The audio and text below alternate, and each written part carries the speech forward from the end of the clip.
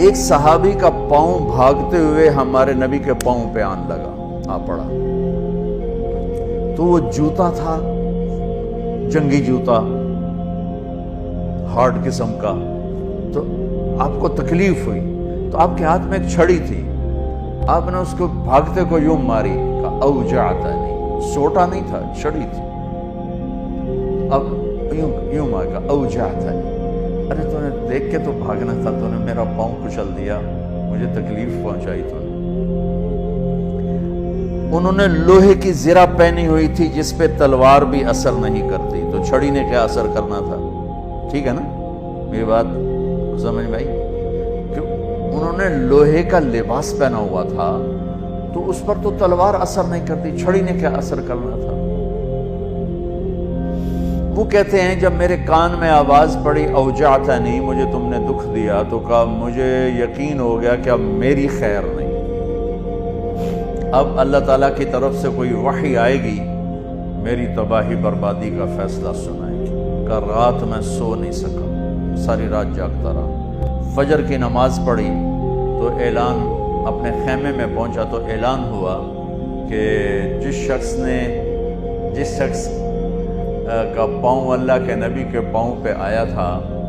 وہ حاضر ہو جائے، جس کا پاؤں نبی کے پاؤں پہ پڑ گیا تھا وہ حاضر ہو جائے۔ کہنے لگے میں نے کہا لے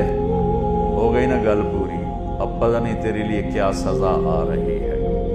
کہ میں ڈرتے ڈرتے پہنچا، آپ تشریف فرما تھے، آپ نے مجھے دیکھ کے تبسم فرمایا اور فرمایا کہ میرے بھائی کل میں نے آپ کو چھڑی ماری تھی، وہ پاؤں والی بات ہی چھوڑ دی، کل میں نے آپ کو چھڑی ماری تھی تو میں اس پہ معافی مانگنے کے لیے آپ کو بلایا ہے۔ میں آپ کو پہلے کیا بتا چکا ہوں کہ لوہے کے لباس پر تو تلوار اثر نہیں کرتی، تو چھڑی کیا کرتی؟ کہ میں ایک تو آپ سے معافی مانگنی ہے اس لیے آپ کو بلایا ہے، اور دوسرا کیا، یہ ذرا سننے والی بات، اور دوسرا وہ جو میں نے آپ کو چھڑی ماری تھی اس کے ازالے کے لیے میرے پاس ایک ہی تجویز آئی ہے ذہن میں، اللہ نے ڈالی ہے، یہ میرے پاس 60 اونٹنیاں ہیں، میں آپ کو گفٹ کرتا ہوں، لے جائیں 60 اونٹنیاں۔ عرب کی سب سے قیمتی متاع اونٹنی تھی، اونٹ بھی نہیں، اونٹ سے تو آگے نسل نہیں چلتی، اونٹنی بچے دیتی، تو 60 اونٹنیاں اس کو دیں ایک چھڑی مارنے پر۔ ہم بشر ہیں، عام انسان ہیں، عام مرد عورت ہیں، ہم سے زبان کھل جائے گی، جب کھلے فوراً معافی مانگ لو،